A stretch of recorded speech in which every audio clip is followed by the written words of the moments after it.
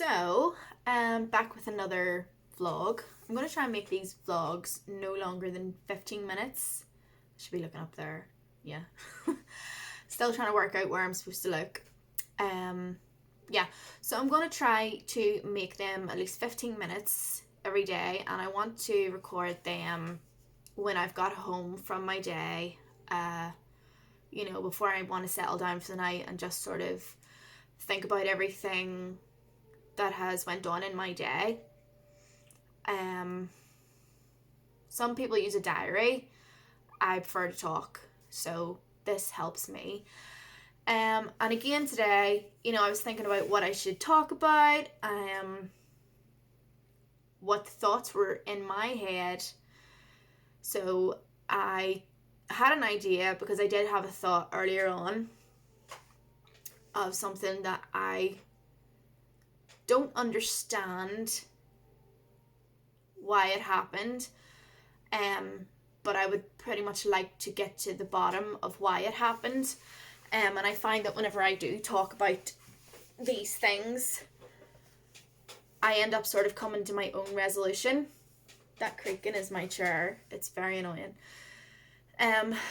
So yeah, I get up this morning, I walk the dogs, I went for a walk, I went to work, and then after work I just got changed in work and went for a run. And then I came home and I walked my dogs again and I had dinner.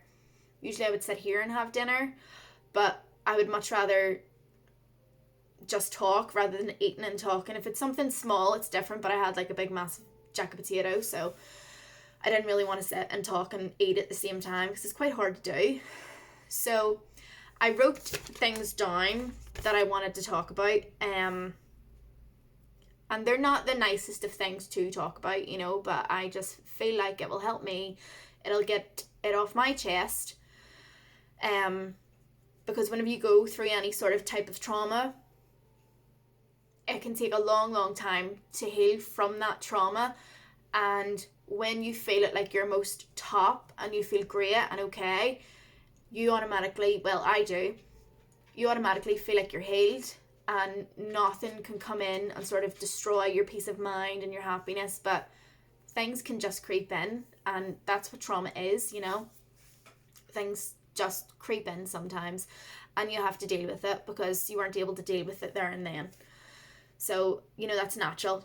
We're all human beings. That's what happens. So the thing I wanted to talk about was a memory I had in my relationship.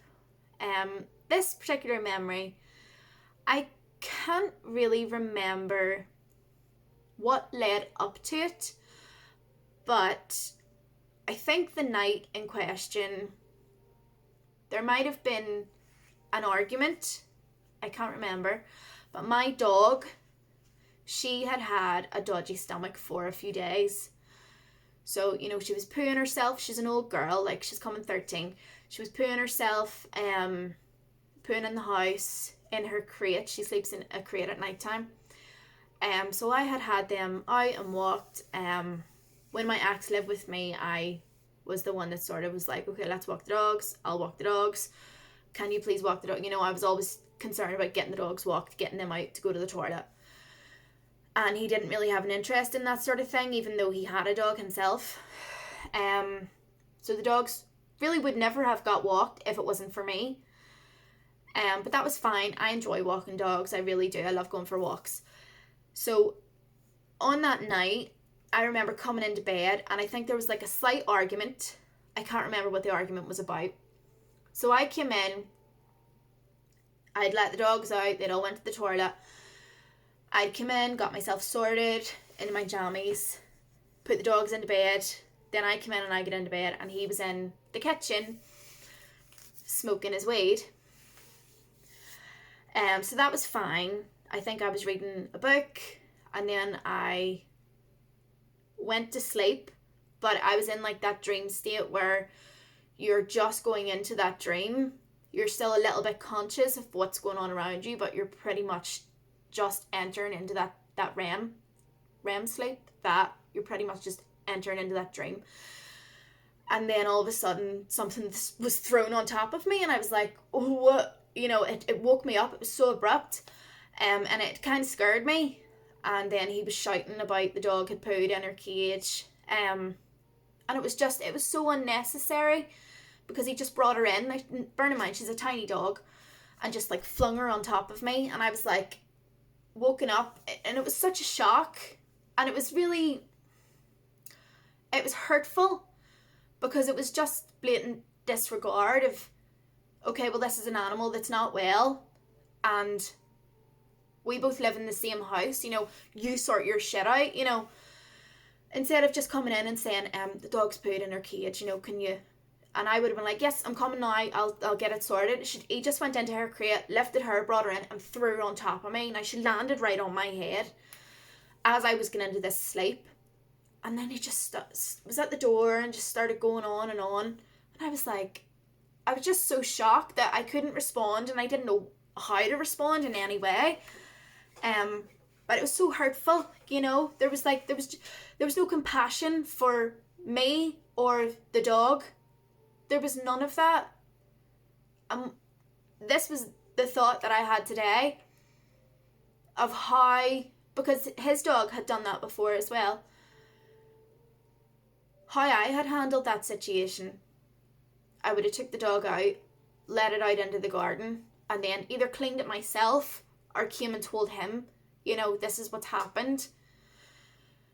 But to just lift the dog, march into the bedroom, and throw the dog on top of me, like, it was just horrible. It was just a horrible way to act,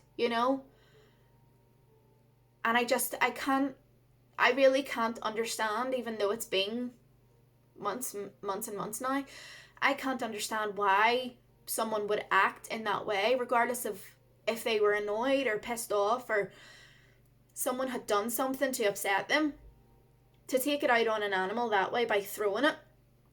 I know it was only thrown on the bed, but still, an old animal. And to just behave in such a manner where it was, I don't even have the words for it. It was just a horrible experience and a horrible way of dealing with something. It could have been so easily resolved in such a kind way, but it wasn't. And I'm really angry at that situation. Like, I don't understand how somebody could act like that, or why someone would want to act like that. I understand people get angry, but to let your angry emotion take over you in that way, I can't understand why and how someone's brain would work in that way, because my brain does not work in that way. I get angry, but I don't get angry where I take it out on people. I just don't, But yeah, that's and I don't think that that's something that I will ever be able to resolve, because I can't fully remember what the argument was about that night. But it was just, I actually think it might have been about drugs. It might have been. And I think he maybe felt like I was picking on him, to try and quit or give up, or, not smoke as much. And I don't know if he felt like he was losing some kind of control, or if he felt like I was trying to control him, which I really wasn't. I was just trying to help him with his addiction. That's all I was trying to do. But when you have an addiction, you can't see any help coming from anyone, no matter, someone could actually take their heart out and give it to you, and if that would be the cure for your addiction, you still wouldn't see it. That's what addiction is. That's what addiction does, and it's horrible, and I have nothing but pity for him, and I feel sorry for him. But I have an addiction, and I have been clean from my addiction for nearly 7 years, so it doesn't give you an excuse to be a bastard, to be a nasty person. It doesn't give you an excuse. It doesn't, because everybody has demons and shit to deal with, and then to take it out on the person that you claim you love the most it's toxic. It's very toxic. And I remember one argument we had once, and I said to him, it was toxic, and his whole face changed, like, because I held that mirror up to him and I said, this is toxic. What you're doing right now is toxic. Because he kept on bringing up my past. And then a few weeks later, he had an argument with me and he told me I was toxic. I know I'm not a toxic person. Everybody has toxic traits. Everybody has narcissistic traits. But I am not a toxic person and I'm not a narcissist. He is.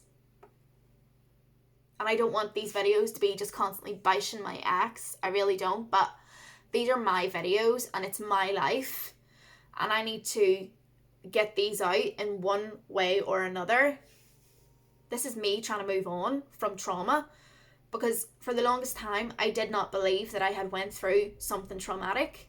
And I have went through something traumatic. And I have to remember that every single day, that what I went through was trauma. And I have to live with that. And I have to deal with that. And I am dealing with it. And I'm fixing it. Like, I go to therapy once a week because of that trauma. And it's horrible that somebody can put you through that and you don't even realise it.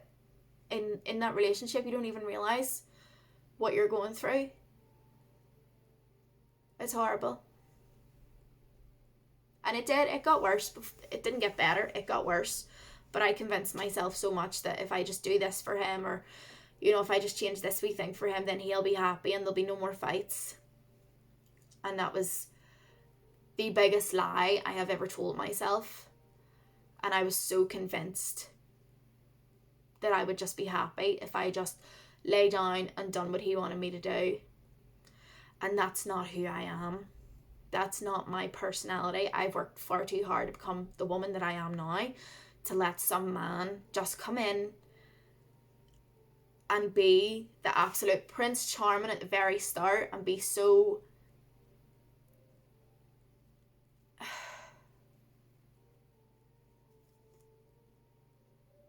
convincing and make me think that this is the man I've been looking for my whole life. And then just to completely change. That is scary and that is dangerous, to know that there's people out there like that can convince you and make you think that they are the one for you. You plan your whole future with them. You change everything. Every sort of moral and value and thought you've ever had about how you want your life to go. You change that because you can't see any future without them. And then because you've let your guard down and you've changed everything inside, how you think and feel and things you want and how you plan your future, everything is them now. And I did that. And that was the biggest mistake I ever done. Letting someone get me into a state where I felt so comfortable that I put all of my walls down and told them everything about myself, only for it all to be thrown back in my face. So, yeah, the realization that my ex is a narcissist is horrible, because I did not think that he was capable of that sort of thing. But from the stories he has told me about himself, the stories I've heard, the relationships he's had, it's very clear to me that he is a narcissist. And I feel like, how did I not see that when he was telling me those stories? That's sad. That's very sad. But yeah, again, this is just me jotting things down, like writing it down in a diary. But I don't want to write it in a diary. I want to talk about it, because if I talk about it, it helps me. And that's really all I think I have to say. Yeah, I think that'll do for vlog 3. I'm happy enough with that. Okay, bye!